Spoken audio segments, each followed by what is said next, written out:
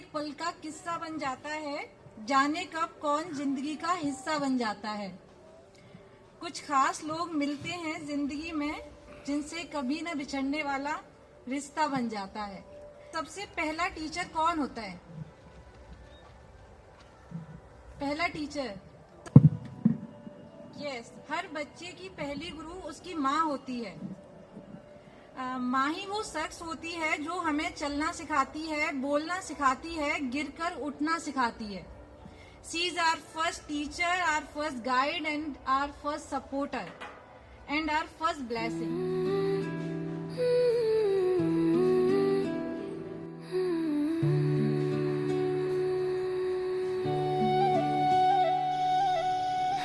ओम शांति शांति शांति।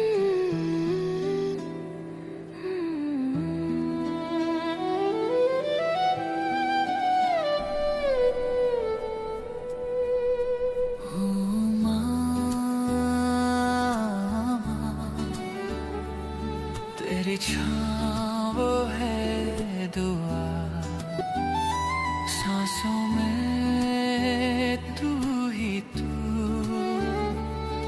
ओ माँ रूह का सुकून।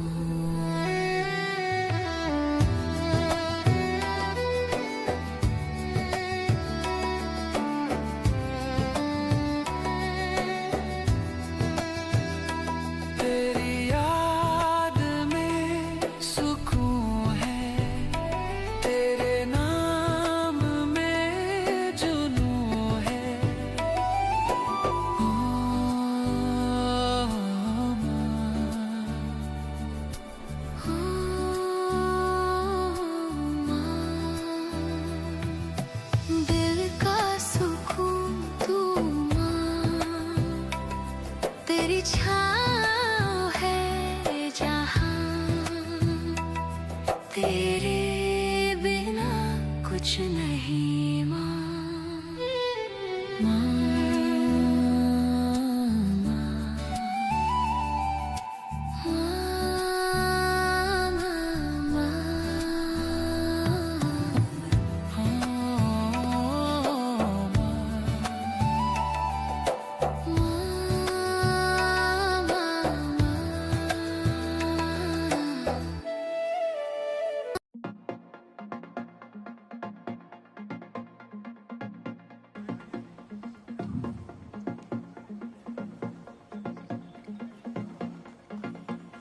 थैंक यू सर, धन्यवाद आप सभी का।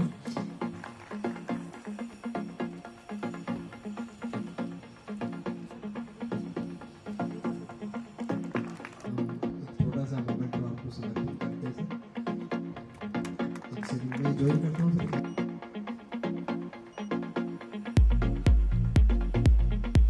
के साथ एसोसिएशन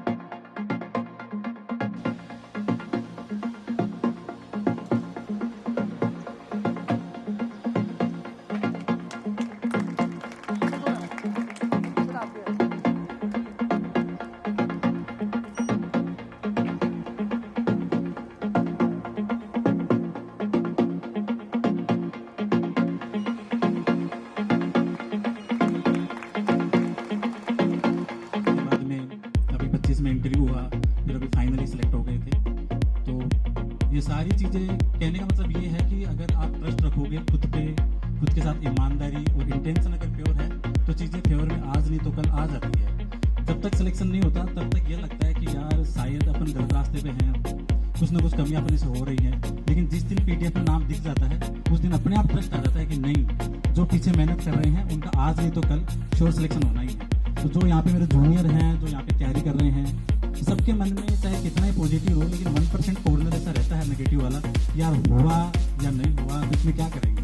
लेकिन इतना श्योर है कि जो चल रहा है उसको सहन करके आगे निकलना है और सिलेक्शन तो फिर आपके फेवर में आएगा ही आएगा। सो इसी के साथ thank you so much sir इतना मौका देने के लिए। और मैं चाहूँगा अभी और भी मेरे जूनियर बैठे हैं यहाँ पे बोटनी से, जिसका भी 5 दिन पहले रिजल्ट आया है, तो इनके अंदर थोड़ा एक्साइटेशन ज़्यादा है, जोश ज़्यादा है, जुनून भी थोड़ा ज़्यादा है। हमारा रिजल्ट आया 3 महीने हो गए तो थोड़ा हमारा डाउन हो गया, हमें ज्वाइनिंग का वेट है।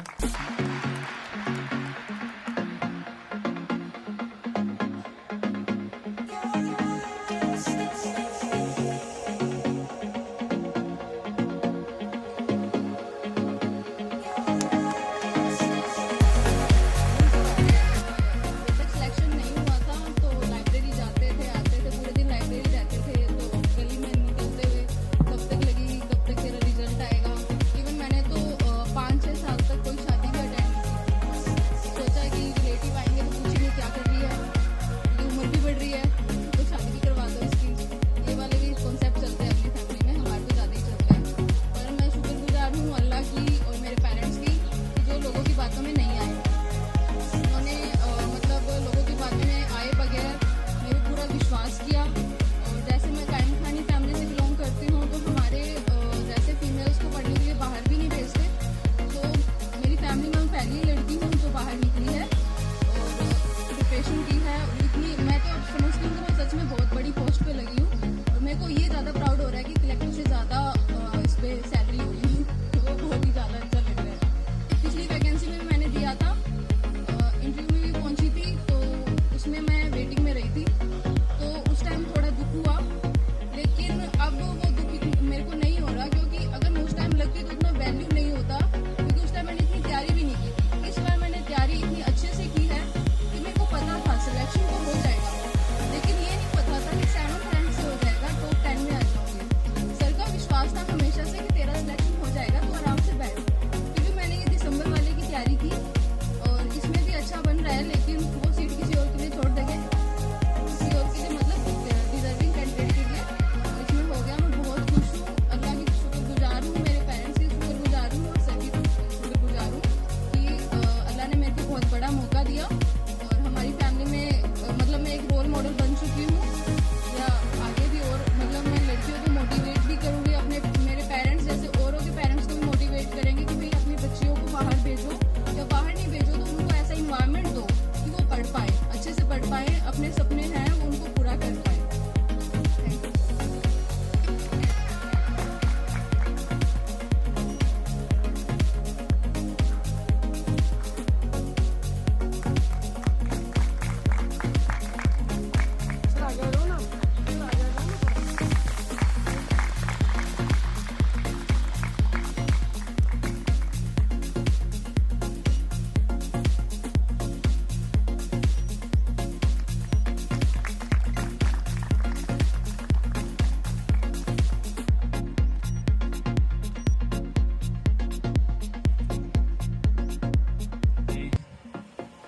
और सर को प्रणाम। मैं नागौर जिले के एक छोटे से गांव जैल तहसील में जालियासर का निवासी हूं और एक सामान्य से किसान परिवार से बिलोंग करता हूं। और मैंने अपनी पूरी की पूरी पढ़ाई जो बीएससी और एमएससी है अपने जो गृह जिला है नागौर से उसी से की है। और वहीं से मैंने बीएससी टाइम से ही मैं कॉलेज में पढ़ाने लग गया था। और जब मैं प्राइवेट कॉलेज में पढ़ाता था तो मुझे लगता था कि भाई प्राइवेट कॉलेज में तो असिस्टेंट प्रोफेसर पढ़ा रहे हैं हम, पर अब गवर्नमेंट कॉलेज में लगना है। तो उसी टाइम से मैंने ये सपना देखा कि अब गवर्नमेंट जॉब की तैयारी करनी है और असिस्टेंट प्रोफेसर बनना है। तो मैंने एमएससी के साथ साथ ही जो सेट का एग्ज़ाम होता है वो क्वालिफाई किया जब मैं एमएससी 3rd सेमेस्टर में था। और उसके बाद नेट जेआरएफ है वो क्वालिफाई किया। और और जब मैं MSc थर्ड सेमेस्टर में था तभी ये 2023 वाली ये वैकेंसी है असिस्टेंट प्रोफेसर वाली ये आई थी और मैंने इसका फॉर्म लगा दिया।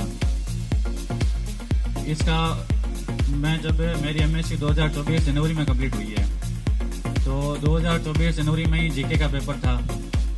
2024 जनवरी में मैंने MSc के फाइनल सेमेस्टर के एग्ज़ाम दिए और उसके बाद 7 जनवरी को जो जीके के पेपर है उसका एग्ज़ाम दिया और फिर वो मई वाला जो सब्जेक्ट का पेपर था वो दिया और ये मेरा फर्स्ट अटैम्प्ट था और फर्स्ट अटैम्प्ट में ही मेरा जो सिलेक्शन है क्योंकि अच्छे अच्छे गुरुजनों का मार्गदर्शन मिला, माता पिता का आशीर्वाद मिला और अपने इष्ट का आशीर्वाद मिला, जिसकी वजह से मैंने फर्स्ट अटैम्प्ट में ही नेट, फर्स्ट अटैम्प्ट में असिस्टेंट प्रोफेसर और सेट क्वालिफाई किया।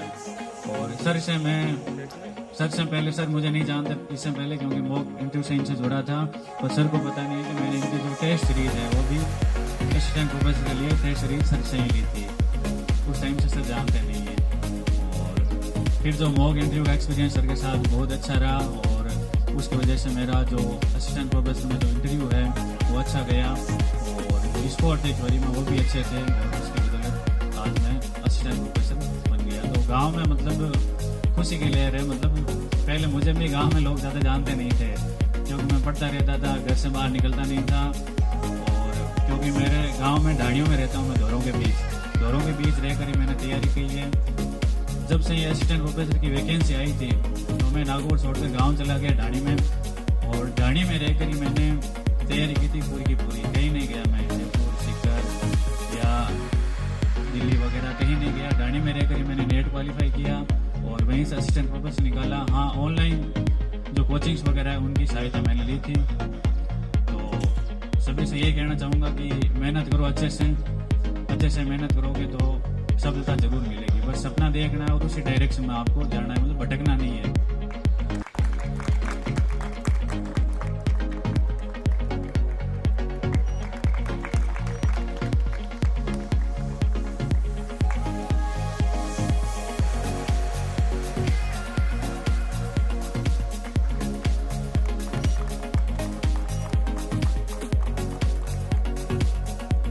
प्रिपरेशन करना शुरू किया और मेरा रिटर्न जब एग्ज़ाम हो गया फिर जब आंसर की आई तो रिटर्न का जब कैलकुलेट किया स्कोर तो लगा था कि रिटर्न तो क्लियर हो जाएगा पर इंटरव्यू के लिए काफ़ी डर रहता था।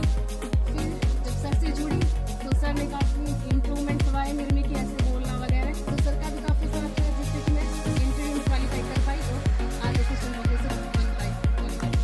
Thank you.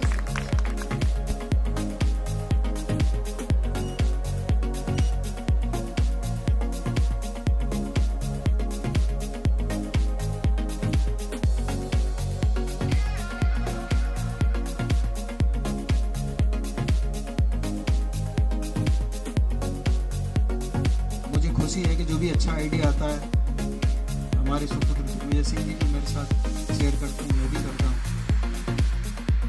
एक वैज्ञानिक ने परीक्षण किया, 2 ग्रुप बनाए चूहों के, एक को खाने पीने का सामान बहुत आसानी से उपलब्ध कराया, बहुत अच्छी क्वालिटी। एक ऐसा एक्सपेरिमेंट सेट किया जिसमें चूहों को थोड़ा असुविधा थी, संघर्ष था। एक्सपेरिमेंट चला आगे। शॉर्ट कर रहा हूँ, जहां आसानी से सब कुछ खाना पीना मिल रहा था वो चूहे कुछ समय बाद बोर होने लगे, उनकी इम्यूनिटी गिरने लगी और वो बीमार हो गए और धीरे धीरे करके सब मर गए। जो संघर्ष कर रहे थे वो सबके सब रहे और वो ज्यादा खुश थे। संघर्ष करने के बाद जब वो एक निवाला खा रहे थे तो वो ज्यादा खुश थे। Moral of the story, moral of the story ये है कि संघर्ष बुरा नहीं है, संघर्ष सुकून देता है, संघर्ष संतुष्टि देता है और संघर्ष आपको सफलता और संतोष देता है। ये संघर्ष ही है जो आपको आपका मीनिंग बताता है कि आप कुछ हो। कामयाबी पुरुषोत्तम साहब की है, कामयाबी इन बच्चों की है, लेकिन 25 साल के बाद जब मैं आया हूं तो मुझे लगा ओहो, मैं सही सोचता था। मेरे भी गुरु ने मुझे सही ज्ञान दिया था कि ये क्लासरूम में जो बच्चे हैं ना, इनको बच्चे मत समझना, समय आगे चलेगा फिर यही बड़े बनेंगे। और अब यही बात मैं इन नए प्रोफेसर्स को कह रहा हूँ, जब भी आपकी क्लास में बच्चे आए उनके साथ पूरे ईमानदार रहना और ये सोचना कि ये फिर आपको मिलेंगे 10 साल के बाद, 15 साल के बाद, 20 साल के बाद फिर ये मिलेंगे और ये बेहतर होने चाहिए। आप जिस कंडीशन में हो उससे बेहतर होने चाहिए। प्रोफेसर फातमी साहब को, हिबत साहब को, दोनों पेरेंट्स को, मैडम कविता जी को, दिग्विजय, पुरुषोत्तम जी, सेलेक्टेड प्रोफेसर्स, स्कूल लेक्चरर्स, आप सबको दिल से बहुत बहुत शुक्रिया, बहुत बहुत धन्यवाद। और जो भी परिवारीजन है, जो भी सिलेक्टेड बच्चे हैं, इनको हार्दिक शुभकामनाएं। पुरुषोत्तम जी, आपकी मेहनत को बहुत बहुत शुभकामनाएं। आप इसी तरह से मेहनत करें। शाबाश शाबाश।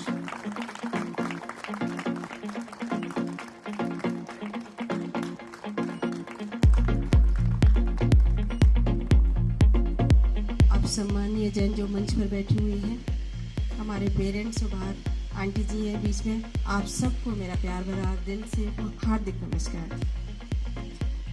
पुरुषोत्तम जी सर के स्टूडेंट रहे हैं, तो मैं ज़्यादा नहीं इनके बारे में जानती, लेकिन जितना मैं जानती हूँ ना उतना मुझे पता है कि एक अच्छा शिक्षक जहाँ कहीं भी होगा वो बहुत अच्छे स्टूडेंट पैदा करेगा। एक टीचर को स्टूडेंट का भाग्य विधाता कहा जाता है। टीचर बच्चों के भविष्य का निर्माण करता है। सूरज सबको अपनी बराबर रोशनी बांटता है। अब कौन उस रोशनी को ग्रहण कर रहा है और कौन कमरे के अंदर जाके छिपके बैठ जाता है, ये बच्चे पे भी निर्भर करता है। पुरुषोत्तम जी अपने आप में ही बहुत अच्छे हैं, बहुत महान हैं, बहुत अच्छे विचारों के हैं, तो आज वो इस मुकाम पर बैठे हुए हैं। आप देखिए जैसे कोई गुलाब का फूल है, उसके अगर बीज झड़ते हैं तो आसपास बहुत सारे गुलाब उगते हैं। पुरुषोत्तम जी अपने आप में एक गुलाब है। ये कितने अच्छे स्टूडेंट, कितने अच्छे ऑफिसर्स और कितने अच्छे जो भी आपके JRF या प्रोफेसर्स, ये भी इन फ्यूचर भी बहुत देंगे आपको। ये सीकर, ये नवलगढ़, ये जो शेखावाटी है आपकी, इसको कहते हैं ना ये धौरों की धरती है, ये वीरों की धरती है। मुझे एक नया शब्द आ रहा है कि ये शिक्षा की धरती है। यहाँ हर कोई पढ़ना चाह रहा है, हर कोई शिक्षा से जुड़ा हुआ है। आप देखेंगे जैसे मैंने खुद शेखावाटी से बहुत कुछ सीखा। यहाँ से सीख के, यहाँ से मोटिवेट होके, आप जैसे अच्छे लोगों से मिलके मैंने अपना छोटा सा स्कूल एक शुरू किया जयपुर में, जिसका नाम है Stanford global academy senior secondary school, जिसको मैं खुद ही चला रही हूँ। वो सब मैंने आप लोगों के बीच में रह के सीखा था। जब हमें लगा कि आपने इतने कम समय में इतने अच्छे प्रोफेसर्स और इतने ज़्यादा प्रोफेसर्स आपने निकाले हैं, अभी आगे ये कितने प्रोफेसर और निकालेंगे। हमारी शुभकामनाएं आपके साथ है। देखो सर के जितना तो मैं इतना ज़्यादा नहीं बोल पाऊंगी, लेकिन मेरे पास जितने भी कम शब्द हैं वो इसीलिए हैं कि हमारी दुआएं, हमारे आशीर्वाद आप सबके साथ हैं, हमारे बच्चों के साथ हैं, पुरुषोत्तम जी के साथ हैं। हम चाहते हैं यहाँ से हमारे बच्चे बहुत आगे जाएं, हमारे स्टेट का नाम रोशन करें, हमारे राजस्थान का नाम रोशन करें, और हमारा जो ये इंस्टीट्यूट है बहुत आगे जाएगा। एक सूरज की तरह ये व्हील्स चमकेगा। ये हमारी बहुत अच्छी शुभकामनाएं आपके सबके साथ हैं, पुरुषोत्तम जी के साथ हैं। आप सबको बहुत बहुत धन्यवाद जो आपने हमें यहाँ बुला के हमारा सम्मान किया। मुझे उम्मीद भी नहीं थी, मैंने सोचा ही नहीं था, लेकिन जितना सम्मान हमें यहाँ शेखावाटी में मिला, हमें अपने बच्चों से मिला, यहाँ नवलगढ़ सीकर से हमें जो सम्मान मिला, वो हम खुद कह रहे हैं कि हमें जयपुर में भी नहीं मिला। यहाँ आप सबके सहयोग से और आप सब अच्छे लोगों के साथ रह के हम अच्छे हो गए। वो कहते हैं ना, जैसे आपका चंदन का पेड़ होता है ना, आप उसके साथ रहेंगे तो आप खुद ही महकने लग जाएंगे। आप सबके साथ लेके हमारा भी जीवन, हमारा भी भविष्य बहुत अच्छा हो गया। ऐसे लोगों के लिए हम हमेशा भगवान से ये दुआ करते हैं कि आप सबका साथ बना रहे और आप सब हमारे साथ बने रहे। हमारे भगवान से यही आता और जाता है, पर ये जो सामाजिक धन है ये जीवन भर हमेशा साथ रहता है। और यही मैं आखिरी में बस एक ही चीज कहना चाहूंगा, ज्ञान में किया हुआ निवेश सबसे बेहतर रिटर्न्स देता है। आप चाहे जमीन ले लो, चाहे गोल्ड ले लो, कुछ भी ले लो, जो सबसे बेस्ट रिटर्न देता है वो नॉलेज। प्रोफेसर मोहन साहब, मैडम तलवार साहब, पुरुषोत्तम जी के पेरेंट्स, यहाँ पर बैठे हुए newly selected assistant professors, school teachers और CSIR PhD एस्पिरेंट्स, मैं पहली बात तो बड़ा प्रिविलेज महसूस कर रहा हूँ कि मुझे इस तरह के इंटेलेक्चुअल्स की गैदरिंग में आने का, उसमें शामिल होने का मौका मिला। पुरुषोत्तम जी के साथ बहुत ज़्यादा वक्त तो नहीं गुजरा, लेकिन बहुत कम वक्त भी नहीं गुजरा। और हम लोग जब तक रहे, हमारा डिपार्टमेंट, मैं उस टाइम एसोसिएट प्रोफेसर था, हमारा डिपार्टमेंट और पुरुषोत्तम जी का डिपार्टमेंट के बीच में सिर्फ एक वॉल थी। हम लोग मिलते रहते थे और अपने जो है व्यूज़ भी शेयर करते रहते थे। इनकी जो एक रिसर्च की क्यूरियोसिटी रहती थी नेचर के बारे में, नेचर के क्रिएशन के बारे में, उसमें हम लोग डिस्कस करते रहते थे। और मैंने देखा कि ये रिसर्च पे बहुत ज़्यादा फोकस्ड भी रहते थे। तो आज यहाँ पे सीकर में आने के बाद मुझे लगा कि आप एक बहुत अच्छा काम कर रहे हैं, बड़ा काम कर रहे हैं। आपको जो जिम्मेदारी दी गई है, जो गवर्नमेंट ने भी दी है और लोगों ने भी आपको यहाँ पर भेज करके जो दी है, उसको आप पूरा कर रहे हैं। ये इसके लिए आप बहुत कॉन्ग्रेचुलेशन के मुस्तहिक हैं। और मैं ये कहूँगा कि इसको और आगे बढ़ाते रहिए। और आप पर जो जिम्मेदारी है, सीकर की ही नहीं, राजस्थान के लिए भी ऐसे एक्सपीरियंस को पैदा करते रहिए जो आगे चल करके एजुकेशन के काम को और आगे बढ़ाते रहें। दूसरी बात मेरी, जो यहाँ पर जो लोग सेलेक्ट होकर आए हैं असिस्टेंट प्रोफेसर में, उनके बारे में मैं 2-3 बात कहना चाहता हूँ। पहली बात जो है वो एक शेर कहिए कि दुनिया जिसे कहते हैं जादू का खिलौना है, मिल जाए तो मिट्टी है, खो जाए तो सोना है। आपने इसके लिए, इस असिस्टेंट प्रोफेसर बनने के लिए बहुत स्ट्रगल किया होगा। अब आपको वो मिल गया है तो उसकी कीमत कम मत कीजिएगा। वो एक बहुत बड़ा तोहफा है जो नेचर ने आपको दिया है, और उसके साथ जस्टिफाई कीजिएगा। आप पर जिम्मेदारी है कि आप जहाँ पर भी रहें, वहाँ पर लोगों को एजुकेशन देते रहें, बांटते रहें। ये ऐसी चीज़ है, एजुकेशन नॉलेज ऐसी चीज़ है कि दूसरी ऐसी चीज़ें जो बांटने से शायद कम होती हैं, लेकिन एजुकेशन नॉलेज ऐसी चीज़ है जिसको जितना बांटिए उतना बढ़ती जाती है। तो इसे ज़्यादा से ज़्यादा बांटें और ज़्यादा से ज़्यादा बढ़ाएं। एक चीज़ और है कि only a good student can be a good teacher.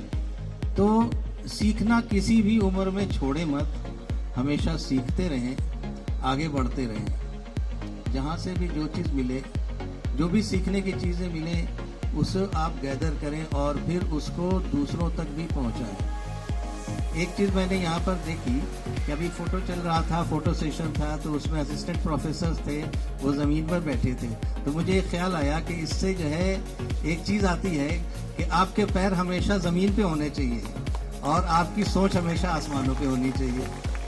तो इसको हमेशा नहीं छोड़ें कि आप हमेशा अपने पैर ज़मीन पर टिका कर रखें, उसको मत छोड़ें, वरना गिरने का चांसेस रहते हैं। और जो लोग क्वालिफाई करना चाहते हैं और करने की कोशिश कर रहे हैं, तो ये समझें कि कोई भी कामयाबी जो है, सफलता है, वो ओवरनाइट नहीं मिलती है। उसके लिए स्ट्रगल करना पड़ता है। बहुत बार तो डिकेड्स ऑफ स्ट्रगल रहते हैं, लेकिन आपको अपना काम करते रहना है। हल की चिंता ज़्यादा नहीं करनी है। अगर आपके पास कॉन्फिडेंस है, आप मेहनत कर रहे हैं, तो वो आपको एक ना एक दिन आपकी जो मंजिल है वो मिलेगी, देर से सही मिलेगी। अभी वो हमारा एक स्टूडेंट रहा है पुनीत, वो बोल रहा था कि सर लाइफ जो है बिल्कुल मोनोटोनस हो गई है। तो मैंने कहा कि अभी वो चीज़ है, जब तुम कहीं अगर जो आगे जा रहे हो, किसी सपोज कर लिए कि असिस्टेंट प्रोफेसर बन जाओगे, तो वहाँ पर भी तुम्हें क्या होगा, सुबह में कॉलेज आना है, कॉलेज में क्लासेस लेनी है, अगर एमएससी है तो कुछ रिसर्च चल रहा है तो वो करना है, फिर शाम को घर जाना है, फिर कल के अगले दिन की तैयारी करनी है पढ़ने की, तो उसमें क्या है, वो भी मोनोटोनस है। लेकिन हर दिन में हर एक नई चीज को खोजना, एक नई चीज की जानकारी लेना, ये लाइफ जो है उसको स्टैग्नेंट बनने नहीं देती है। तो हमेशा हर दिन कुछ नई चीज सोचिए, कुछ नई चीज करने की कोशिश कीजिए और उन चीजों को आगे बढ़ाइए। अभी पुरुषोत्तम जी ने एजुकेशन के फील्ड में काम करना शुरू किया है, अब वो क्या कर रहे हैं, स्टार्टअप भी शुरू कर रहे हैं। तो चीजों का कोई अंत नहीं है।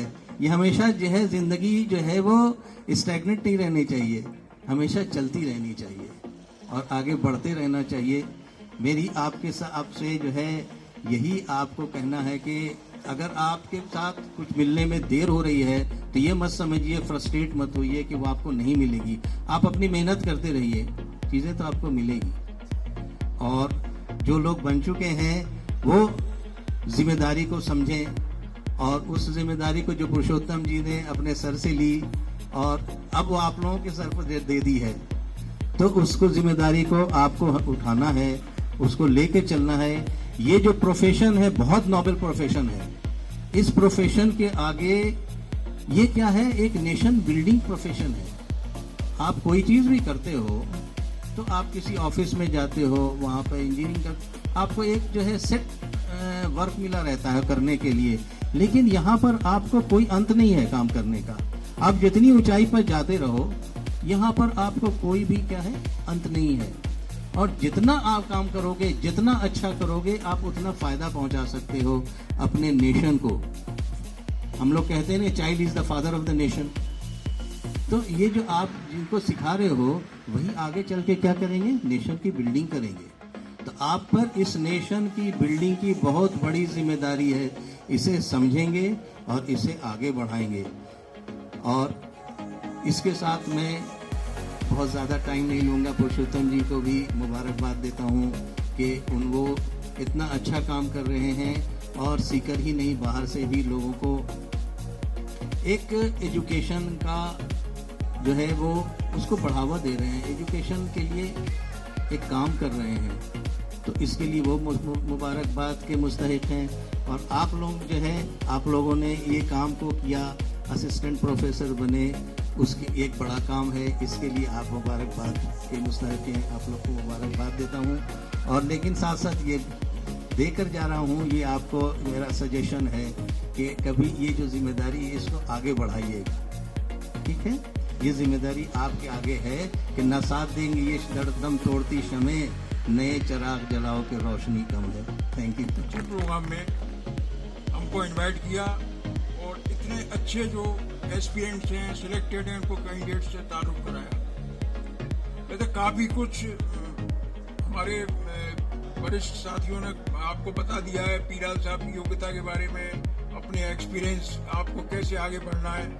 क्योंकि मेरा भी करीब 40 साल हायर एजुकेशन से ताल्लुक रहा है।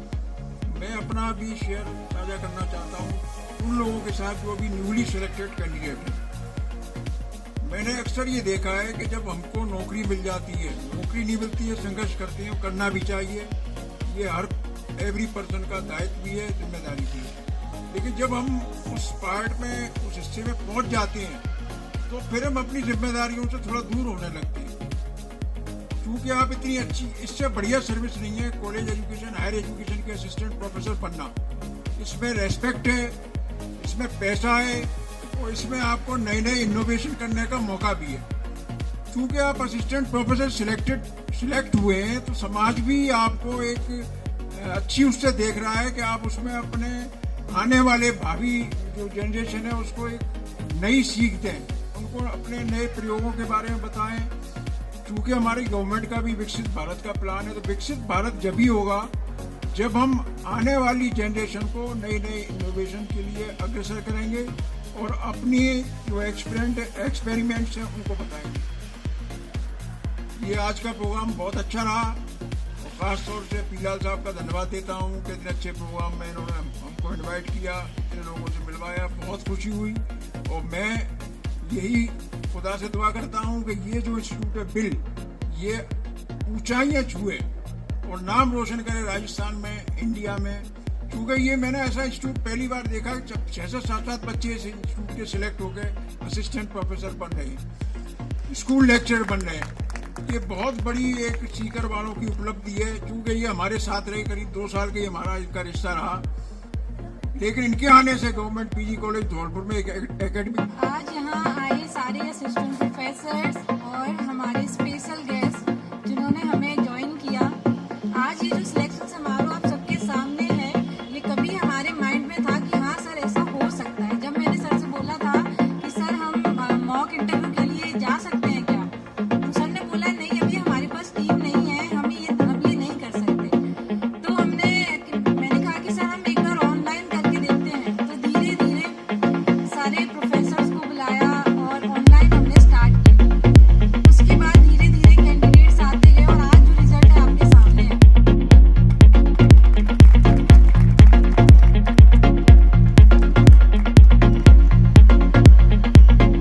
स्थान से बिलोंग करती हूँ। मेरी ग्रेजुएशन और पोस्ट ग्रेजुएशन दोनों झुंझुनू से ही हुई है। अभी लास्ट जून 2025 में मैंने CSIR नेट JRF क्लियर किया है ऑल इंडिया रैंक 48 से।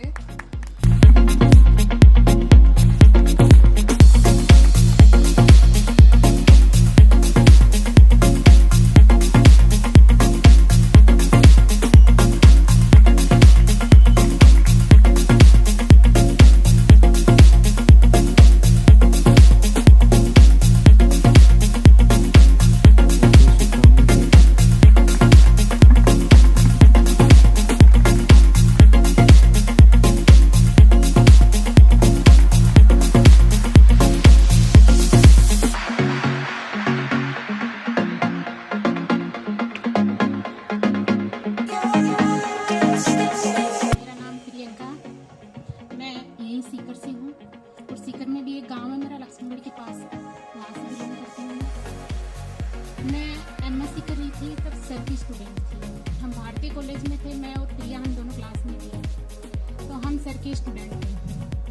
फिर जैसे ही MSc कंप्लीट हुई, सर ने ऑफलाइन नेट कोचिंग स्टार्ट की, तो हम दोनों ने आना स्टार्ट किया। लेकिन प्रिया तो कंटिन्यू रही, यहाँ सीकर ही रह पा रही थी प्रिया, तो कंटिन्यू रही। लेकिन मेरी तब तक शादी हो चुकी थी 2021 में, 2016 में मेरी शादी हो चुकी थी। तो 17 में हमने कोचिंग ज्वाइन किया था MSc के साथ ही।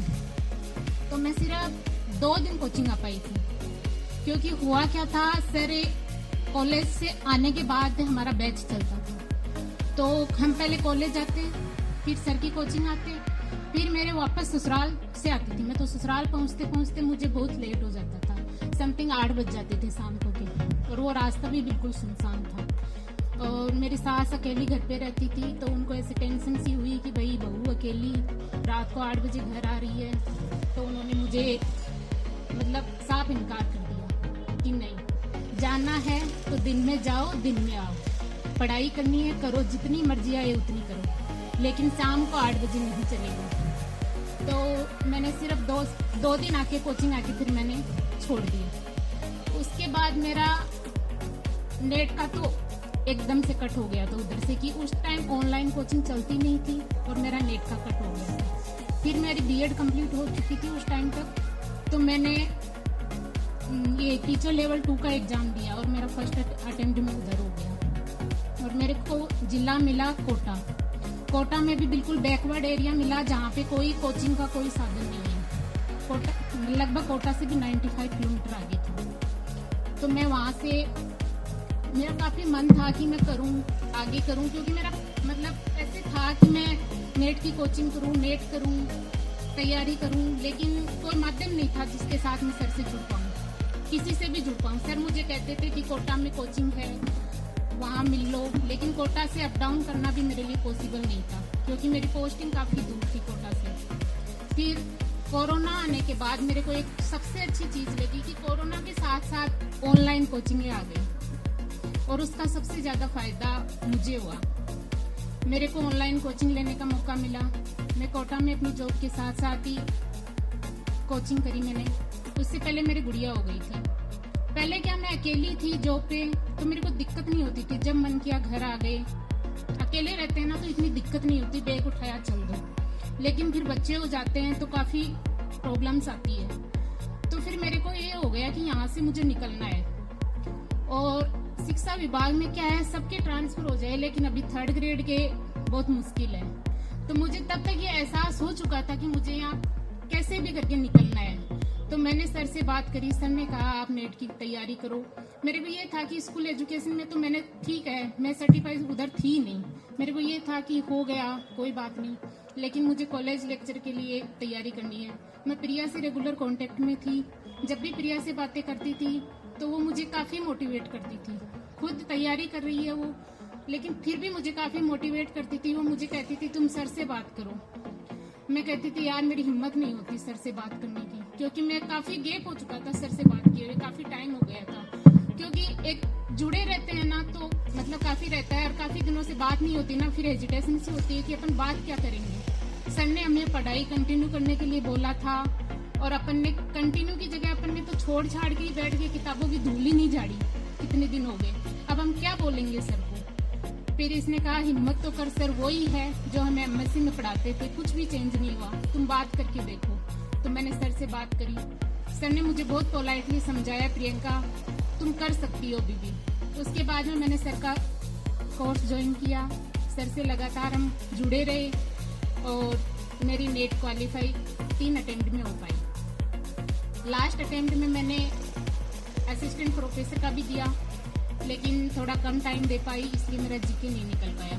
जीके के पेपर में मेरा मिनिमम मार्क्स नहीं बन पाए, इसलिए नहीं हो पाया। लेकिन आगे मेरी तैयारी कंटिन्यू रहेगी, सर के साथ हम जुड़े रहेंगे। और लास्ट यही कहना चाहूँगी कि सर ये वैसे तो प्रतिभा सम्मान समारोह है, लेकिन मेरा तो ये मानना है कि ये सबसे ज़्यादा मोटिवेशनल समारोह होना चाहिए इसका नाम। क्योंकि मेरा आज आने का नहीं था, क्योंकि मेरे बोर्ड्स एग्जाम में ड्यूटी लगी हुई है, तो संडे के दिन भी हमें बुला लेते हैं क्योंकि कॉपियों का अरेंजमेंट वगैरह रहता है, तो मुझे ऑफ नहीं था। लेकिन फिर मैंने कहा नहीं सर मुझे जाना है, क्योंकि मेरी अब फिर एग्जाम देने के बाद फिर पढ़ाई छूट गई। क्योंकि होता क्या है कि हम जॉब में उधर फिर बिजी हो जाते हैं, घर भी देखना रहता है, बच्चे भी हो जाते हैं तो उनको भी हो जाता है, टाइम देना पड़ता है। मेरी गुड़िया स्कूल जाने लगी तो उसकी भी पढ़ाई की हो जाती है। तो मैंने कहा नहीं मुझे जाना तो है। तो मैंने प्रिया से बात करी कि प्रोग्राम कब तक स्टार्ट होगा। इसने कहा कि देख लेना 12 बजे तक तो आ ही जाना। तो मैंने स्कूल से बात करी कि मुझे जाना है सर, आज ऑफ दे दो। कि ठीक है आप आ जाना अगर आना चाहो तो, नहीं तो फिर कल जल्दी आके अरेंजमेंट करना है। तो मैंने कहा कल आके ही कर लेंगे, लेकिन आज जाएंगे तो कम से कम वो क्या होता है कि कभी पढ़ाई छूट जाती है, लेकिन एक मोमेंट ऐसे होता है कि उससे अपनी वापस अपन स्टार्ट कर पाते हैं। जहाँ से मतलब कोई भी एक बात ऐसी होती है किसी से एक्सपायर होके मतलब इंस्पिरेशन लेके हम ऐसा हो जाता है कि एक पॉइंट ऐसा आता है कि उस पर अपन अपना वापस स्टार्ट कर देते हैं। तो मैंने सोचा क्या पता वो पॉइंट मुझे यहाँ से मिल जाए।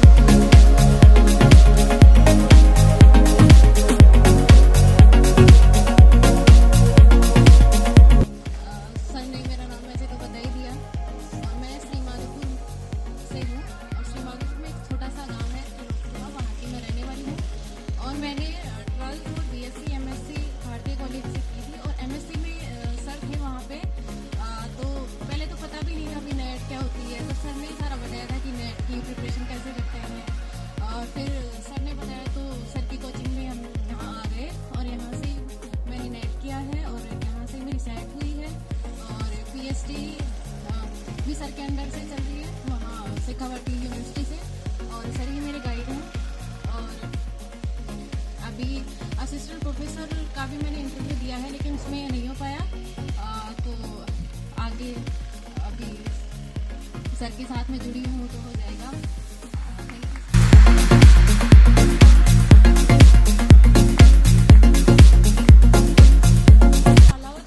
वो जो अभी संजय भैया थे, इनके गांव के पास ही मेरा गांव है, हम दोनों एक ही एरिया के हैं। ये बात सर ने ही बताई थी, मैं तो जानती भी नहीं थी संजय भैया को उससे पहले। और सर के बारे में सबसे पहले मेरी मैम थी, उन्होंने मुझे बताया था कि भाई मैं नेट की प्रिपरेशन कर लूँ, वो सर के पास में जाऊँ। सर ने काफ़ी कुछ सिखाया मुझे एक्चुअली स्टेज फोबिया मैं ज़्यादा बोल नहीं पाऊँगी और बहुत सारे अटेम्प्ट के बाद में मैंने नेट क्रैक किया था और अभी बस असिस्टेंट प्रोफेसर की प्रिपरेशन चल रही है मेरी। और थैंक यू सर। कह रहे हैं वही आपके जीवन में हो।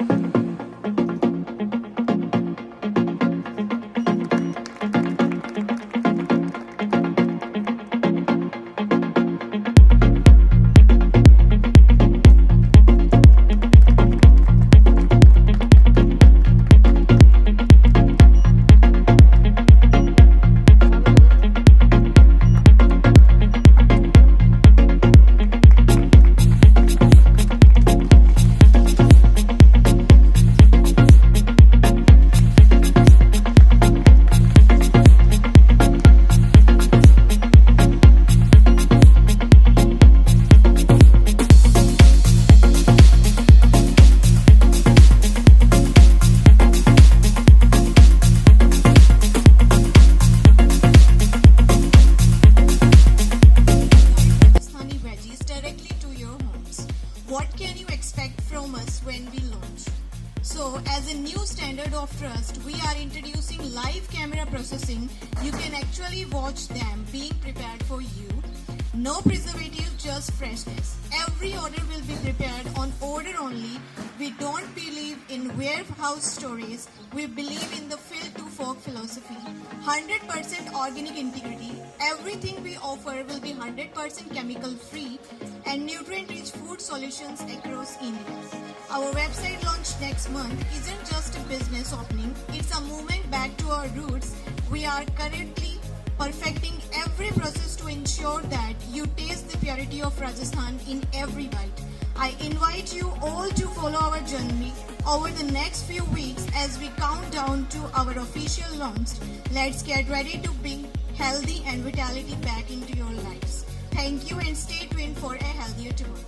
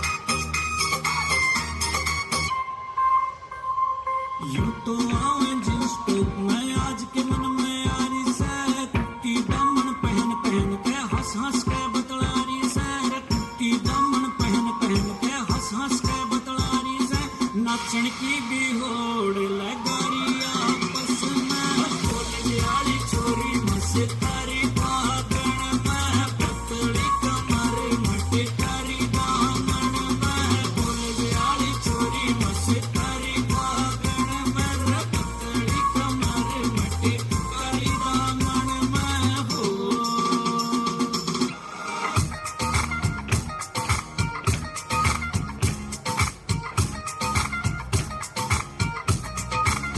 चम चम ये बरसन गए मेरे की दिन तरसन गए चम चम ये बरसन गए मेरे की दिन तरसन गए नैन तेरे नाल तरसूगा दिल तेरा मेरा दीवाना बन तैनू करूं पागल मैं कातिल तेरे नाल वादा है मेरा दीवाना बन तैनू करूं पागल मेरे कातिल तेरे नाल वादा है